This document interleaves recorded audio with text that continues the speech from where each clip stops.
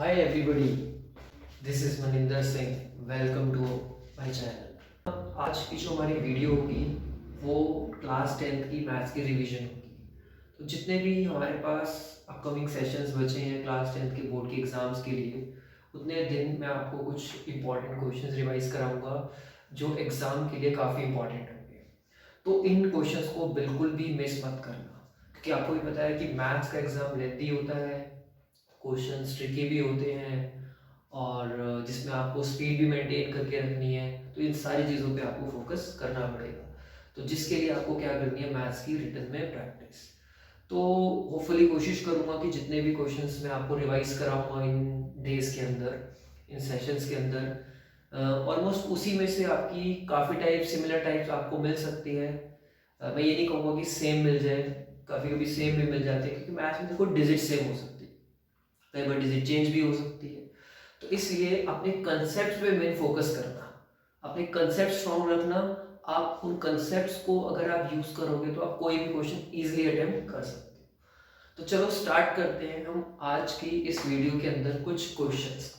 तो मैंने आप लोगों के लिए कुछ क्वेश्चंस लिख कर रखे हैं। तो स्टार्ट करते हैं कुछ क्वेश्चन से। जैसे कि हमारे पास क्वेश्चन नंबर 1 क्या है, if alpha and beta are zeros of the polynomial। हमारे पास एक पॉलिनोमियल गिवन है 2x square minus 9x plus 5। कहते हैं then find the value of alpha square plus beta square. तो हमारे पास एक क्वेश्चन था कि अगर अल्फा बीटा पॉलिनोमियल के क्या है, जीरोस है, तो alpha square plus beta square की वैल्यू फाइंड आउट करो। तो हमें पता है जब भी हमारे पास कोई भी पॉलिनोमियल दिया है, तो हमारे पास पॉलिनोमियल है लेट पी एक्स, मान ली हमारे पास पॉलिनोमियल है p x is equal to 2x square minus 9x plus 5। देखो मैथ्स में ना प्रेजेंटेशन भी बहुत इंपॉर्टेंट होती है, तो आप लोगों को ना प्रेजेंटेशन पे भी फोकस करना कि कहाँ कैसे स्टेटमेंट्स लिखनी है, तो वो भी ज़रूरी है एग्जाम्स के लिए। और दूसरी चीज़, जो भी हम क्वेश्चंस करेंगे ना, ये क्वेश्चंस देखो एमसीक्यू में भी यही सब चीज़ें आएंगी, 2 मार्क में भी आ सकता है, 3 मार्क में भी आ सकता है। क्वेश्चंस की टाइप्स वही होती है, बस वेटेज चेंज हो जाती है। अब वही क्वेश्चन आपको 1 मार्क में दे देगा, वही क्वेश्चन आपको 2 मार्क में दे देगा। तो आपको अपनी स्पीड को मेंटेन करके रखना है। तो आपके पास एक पॉलिनोमियल दिया है। सबसे पहले जैसे आपको पता है हम क्या करते थे, पहले हम सम ऑफ जीरो निकालते थे।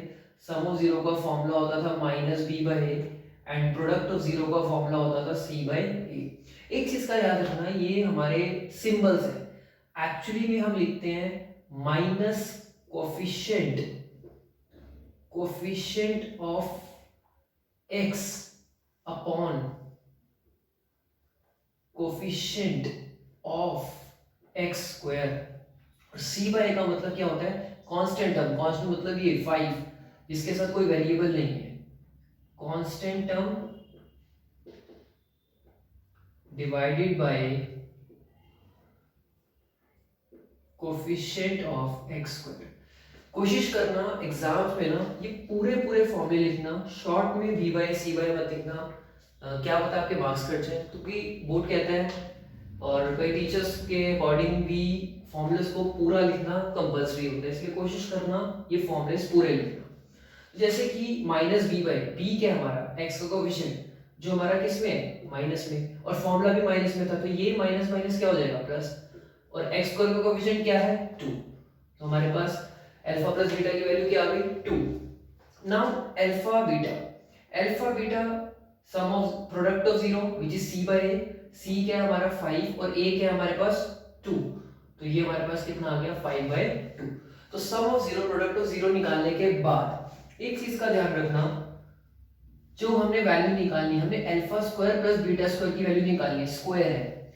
अब आपको एक चीज पता होगी कि a plus B whole square की एक आइडेंटिटी होती है, A square plus B square plus 2ab।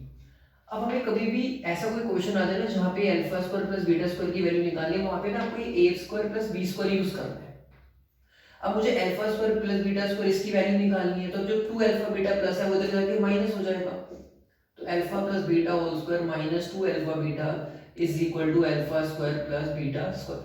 अब अल्फा प्लस बीटा की वैल्यू हमने ऊपर निकाली थी 9/2, तो ये वैल्यू सिर्फ इसमें आपने पुट करनी है, इधर से आके -2 अल्फा बीटा की वैल्यू आ गई आपके पास 5/2 which is equal to alpha square plus beta square. अभी 9/2 का स्क्वायर कर दो 81/4, ये 2 से 2 कैंसिल हो गया, -5 is equal to alpha square plus beta square. यहाँ पे आपके पास क्या आ जाएगा, 4 एलसीएम आ जाएगा, 81 - 20 is equal to alpha square plus beta square. और यहीं से हमारे पास क्वेश्चन आ गया alpha square plus beta square is equal to 81 में से 21 माइनस कर दो तो आपके पास आ गया 61/4। तो हमारे पास alpha square plus beta square की जो वैल्यू आ गई वो आ गई 61/4। तो ये ना कुछ टाइप्स है हमारी, ये एनसीईआरटी में नहीं है बट कंसेप्ट और फॉर्मुलेज एनसीईआरटी की है। तो ये जरूरी नहीं कि एनसीईआरटी का आपको सेम क्वेश्चन है, जैसे आपको पता है बेसिक्स भी है स्टैंडर्ड भी है, तो जो बेसिक के पेपर है उसमें हम कह सकते हैं ऑलमोस्ट एनसीईआरटी आता है, तो बेसिक्स वाले स्टूडेंट्स थोड़ा एनसीईआरटी पे ज्यादा फोकस करें। और एनसीईआरटी तो क्या स्टैंडर्ड बेसिक दोनों के लिए इंपॉर्टेंट है, एनसीईआरटी कभी नहीं छोड़नी चाहिए, ना एनसीईआरटी का कोई एग्जांपल छोड़ना ना कोई एक्सरसाइज का क्वेश्चन छोड़ना, लेकिन बेसिक्स वाले थोड़ा एनसीईआरटी पे ज्यादा फोकस करना, स्टैंडर्ड वाले बेसिक एनसीईआरटी के साथ थोड़ा एक्स्ट्रास पे फोकस ज्यादा करना। चलो अब हम चलते हैं अपने सेकंड क्वेश्चन। सेकंड क्वेश्चन हमारा जो है वो है प्रोबेबिलिटी का। तो क्वेश्चन क्या है, probability of guessing the correct answer to a certain test question is x/6।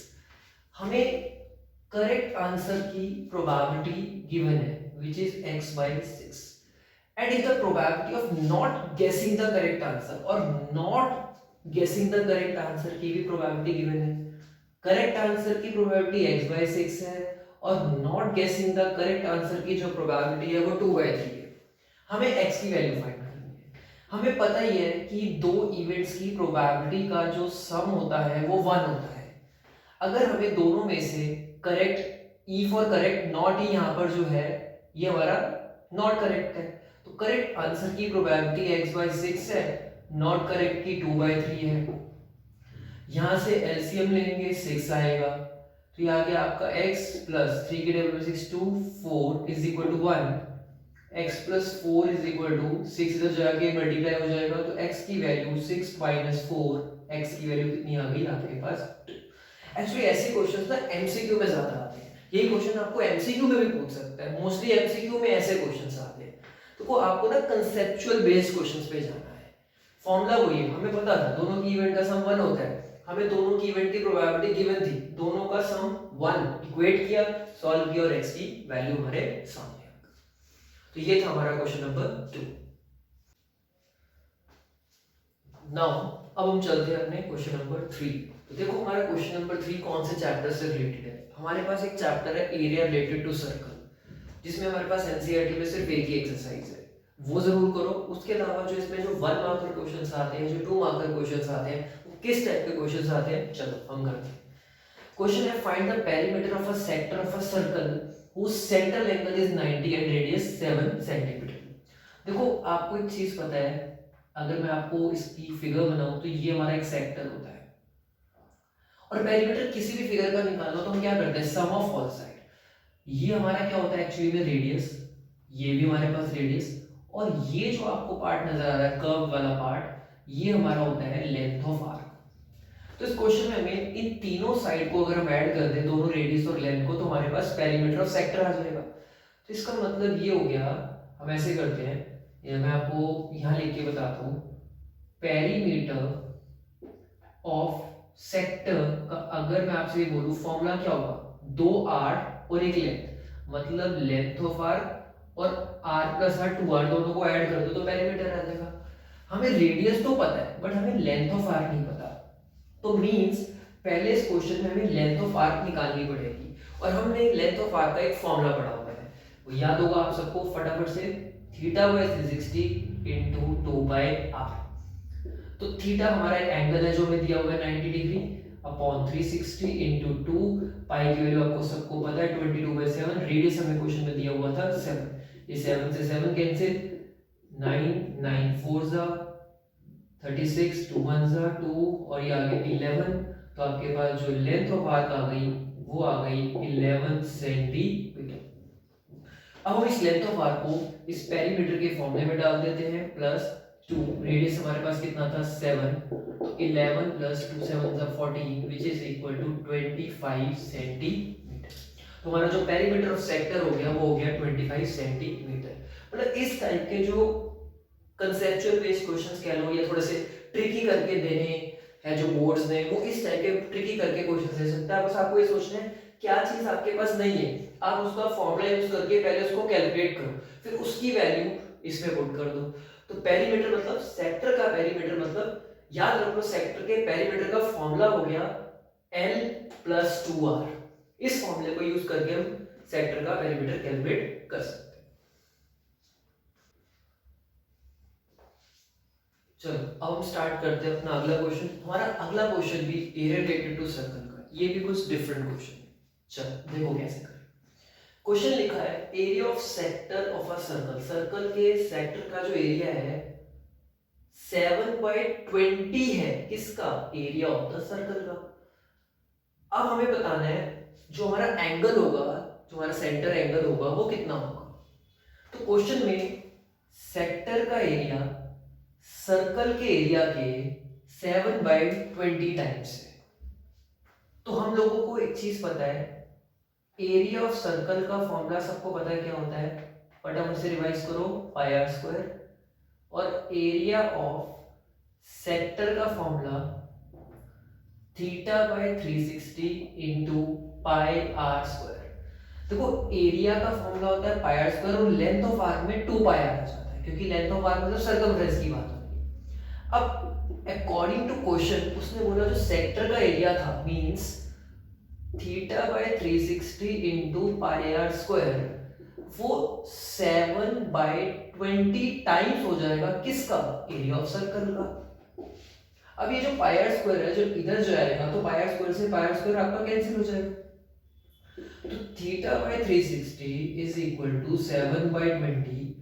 अब आप इसको इधर भेजो 7/20 इंटू 360, कट गया आपका, और 18 को 7 से मल्टीप्लाई कर दो which is equal to 126 degree. तो हमारा जो एंगल आ गया वो आ गया 126 डिग्री। और एक और चीज का ध्यान, जब भी कोई आप एंगल लगाते हो ना तो ये डिग्री लगाना मत भूलना। देखो टीचर कहीं पे भी मार्क्स काट लेगा, अगर आपने मान लो डिग्री भी नहीं लगाई उसका भी मार्क्स कट सकता है। तो इसलिए कोशिश करना हर छोटी से छोटी चीज का आपको ध्यान देना है।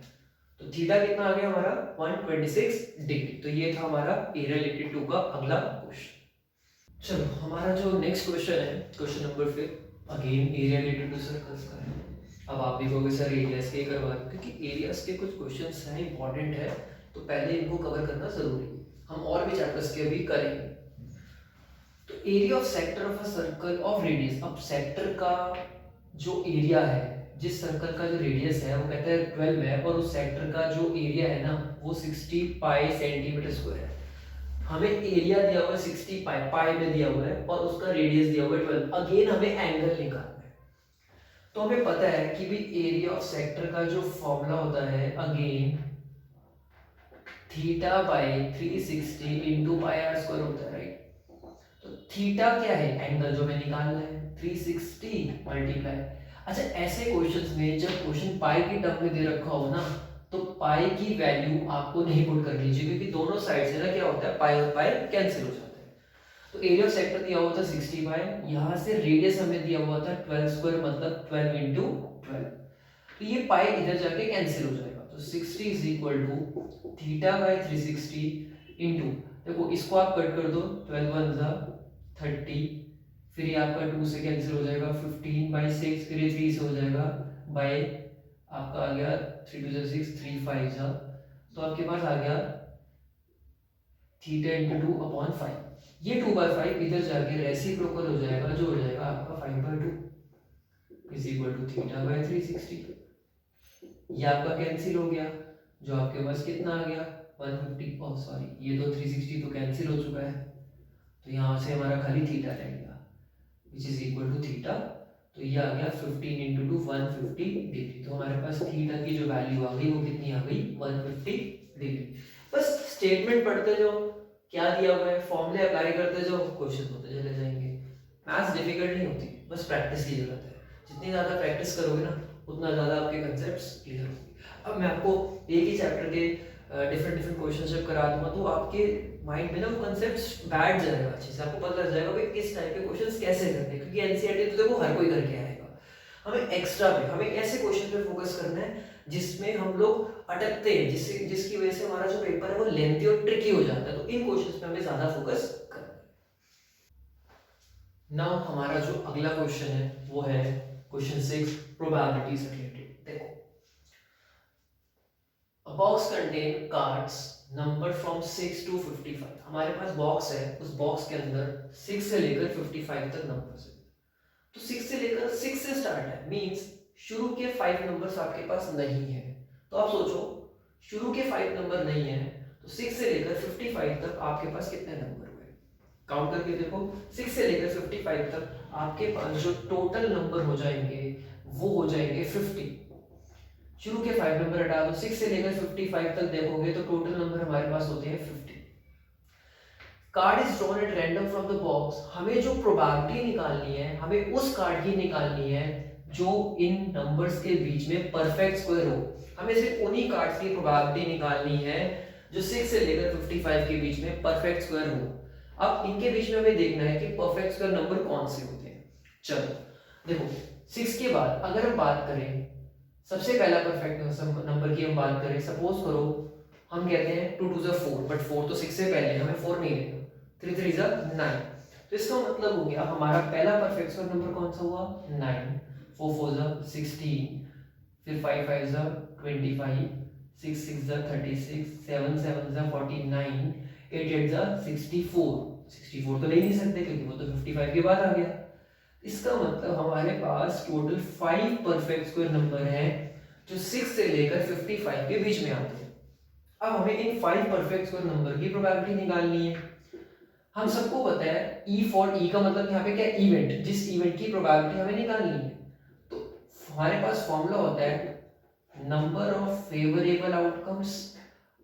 देखो फॉर्मूले जरूर लिखना क्योंकि फॉर्मूलेस के भी मार्क्स होते हैं, upon total number of outcomes, right.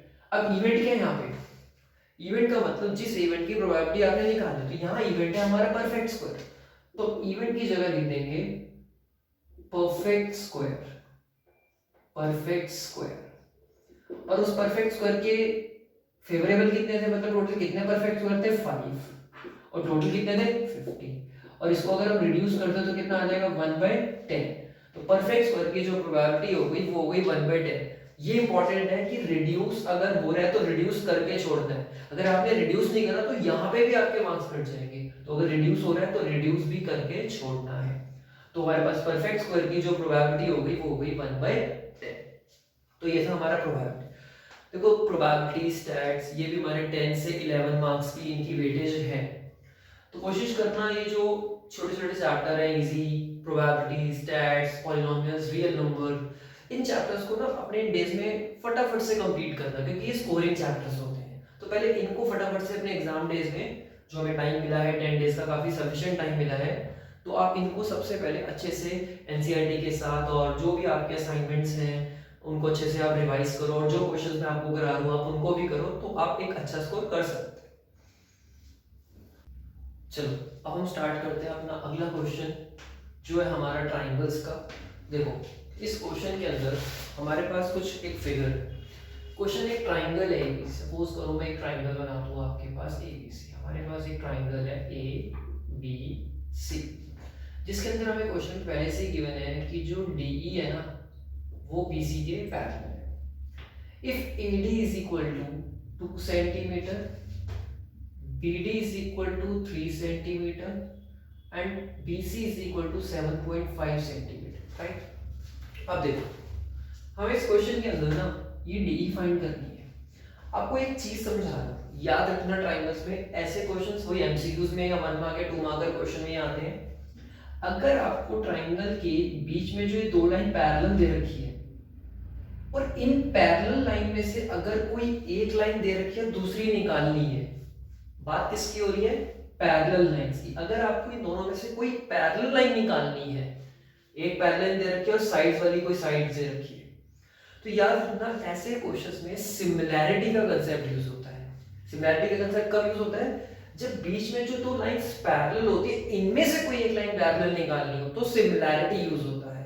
इसमें बीपीटी यूज नहीं होती, इसमें सिमिलैरिटी यूज होती है। कैसे? देखो, हम क्या करेंगे, सबसे पहले इन ट्राइंगल, ये जो पूरा ट्राइंगल है एबीसी, और जो हमारा छोटा सा ट्राइंगल है ऊपर से एडीई, ट्राइंगल एडीई, सबसे पहले अब ये छोटे वाला ट्राइंगल और ये बड़े वाला ट्राइंगल, इनको हमेशा सिमिलर करो। अब सिमिलैरिटी हुई क्या? देखो, एंगल ए दोनों में आ रहा है, तो angle A is equal to angle A, दोनों के लिए क्या बन गया? कॉमन।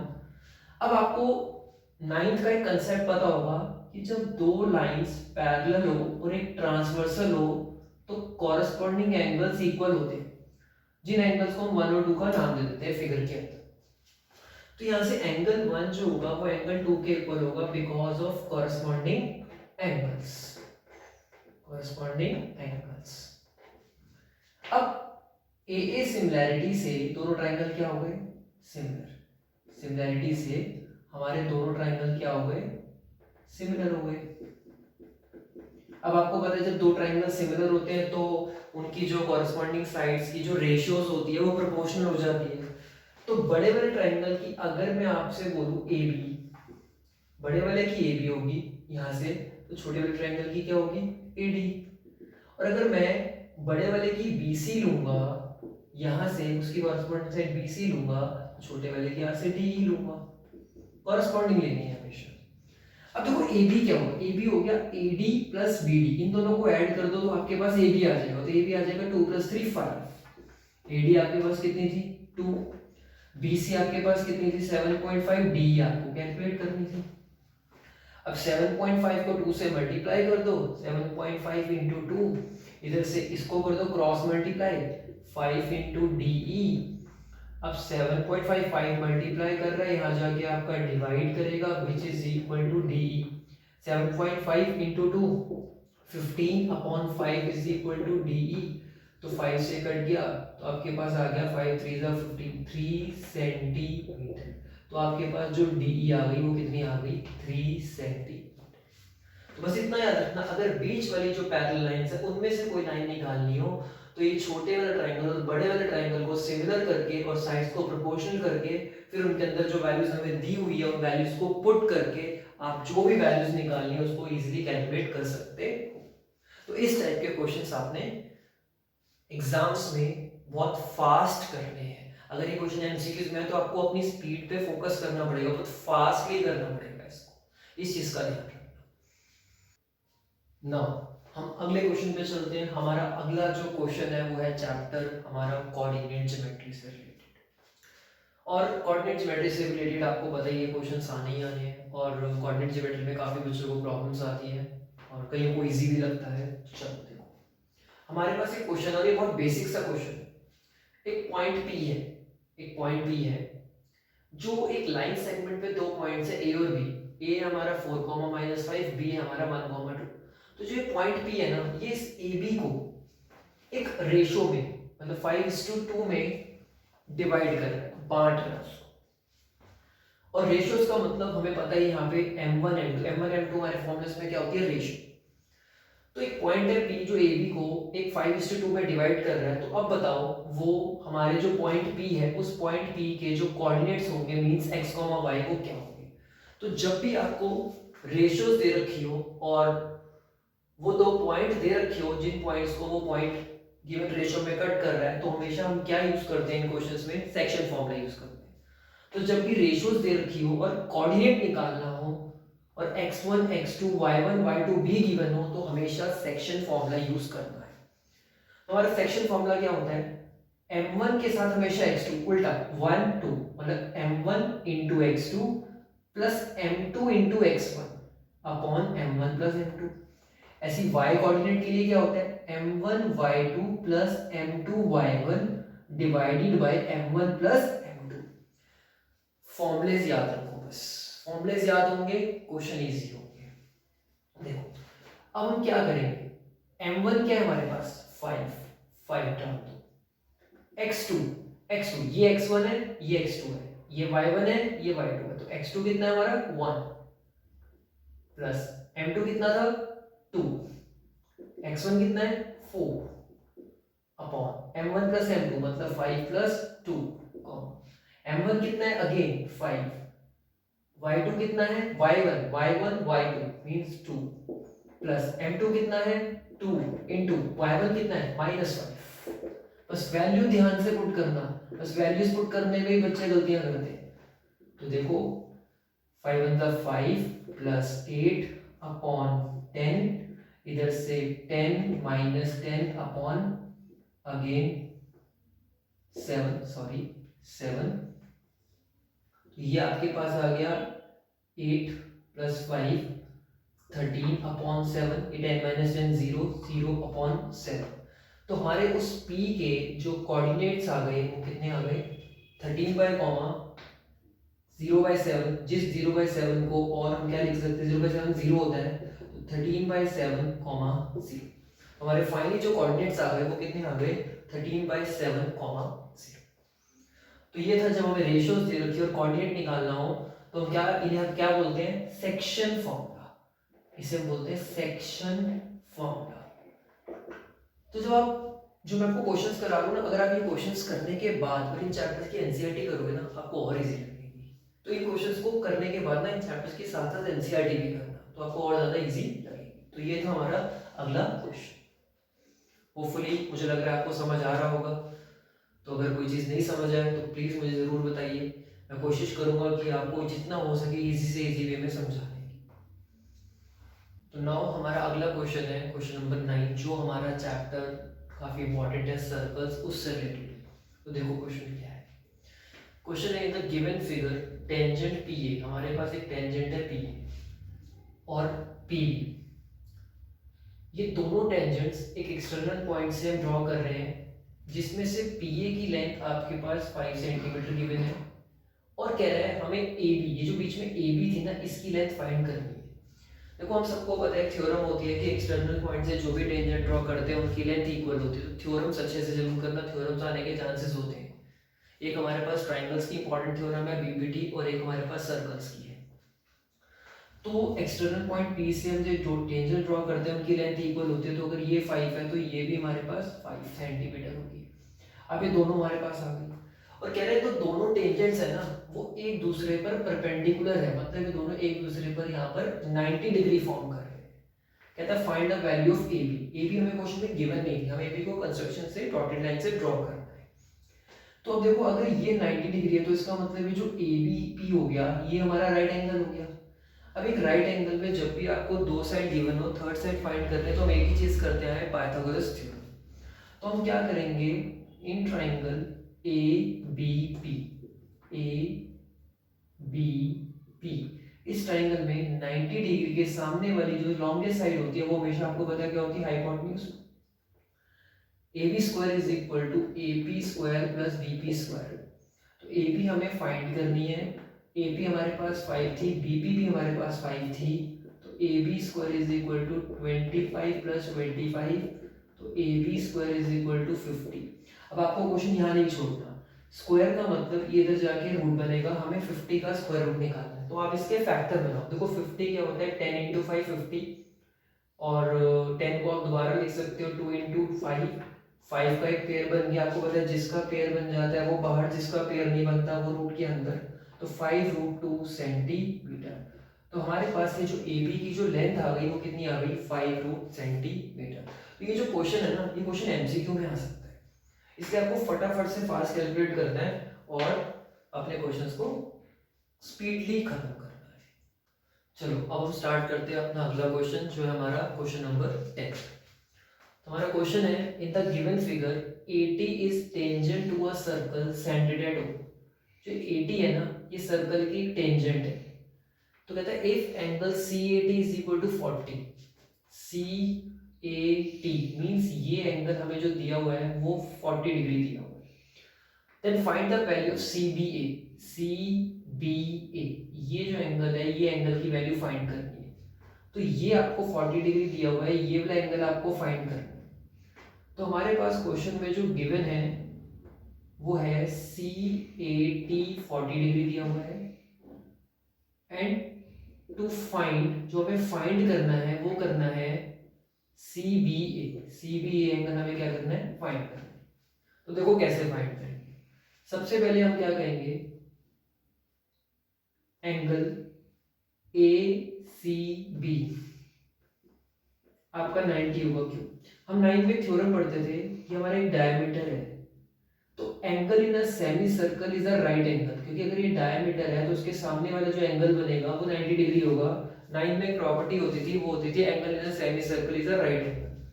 तो इस प्रॉपर्टी से हम इसको पहले निकालेंगे, angle in a semi circle is a right angle. अब हमें एक चीज पता है, जहां पे सर्कल का रेडियस और ये टेंजेंट मीट करते हैं उस पॉइंट पे वो एंगल 90 डिग्री फॉर्म करता है। तो and angle B A T आपका जो होगा वो क्या होगा, 90 डिग्री, क्योंकि हमें पता है जहां पे रेडियस और टेंजेंट मीट करते हैं उस पॉइंट पे वो क्या बनाते हैं, 90 डिग्री। हम क्या करेंगे, सबसे पहले ये जो अंदर वाला एंगल है ये बी ए सी, ये निकालेंगे। बी ए सी कैसे निकलेगा, अगर हम इस पूरे 90 डिग्री में से, इस पूरे एंगल में से ये 40 डिग्री माइनस कर देंगे तो ये आ जाएगा। मींस अगर हम 90 में से 40 माइनस कर देंगे तो आपके पास ये जो छोटा सा एंगल है ये आपके पास आ जाएगा 50 डिग्री। अब आपको पता है, अगर एक ट्राइंगल के अंदर आपको दो एंगल्स गिवन हो और तीसरा एंगल निकालना हो तो हम क्या करते हैं, हम इसमें यूज करते हैं एंगल सम प्रॉपर्टी। तो हम क्या करेंगे, इस triangle, in triangle B A C में angle A plus angle B plus angle C is equal to 180। तो ए की वैल्यू हमारे पास क्या थी, जो भी हमने अंदर ए निकाला है ये कितना था 50 डिग्री, और बी हमें निकालना था, सी कितना था 90 डिग्री। तो ये 50 प्लस 90 आपके पास हो गया 140 डिग्री इज इक्वल टू 180। तो एंगल बी आपके पास 180 माइनस 140, तो एंगल बी कितना आ गया 40। बी मतलब ए बी सी, या बोल लो सी बी ए। तो बी को हम लिख सकते हैं देयरफॉर, और सी बी ए जो हो गया वो हमारा कितना हो गया 40 डिग्री। तो ऐसे क्वेश्चंस को ज़्यादा अच्छे से करके जाना, क्योंकि सर्कल्स के क्वेश्चंस एमसीक्यू में ट्रिकी आते हैं, तो इन क्वेश्चंस पे ज़्यादा प्रैक्टिस करनी है। तो ये था हमारा क्वेश्चन नंबर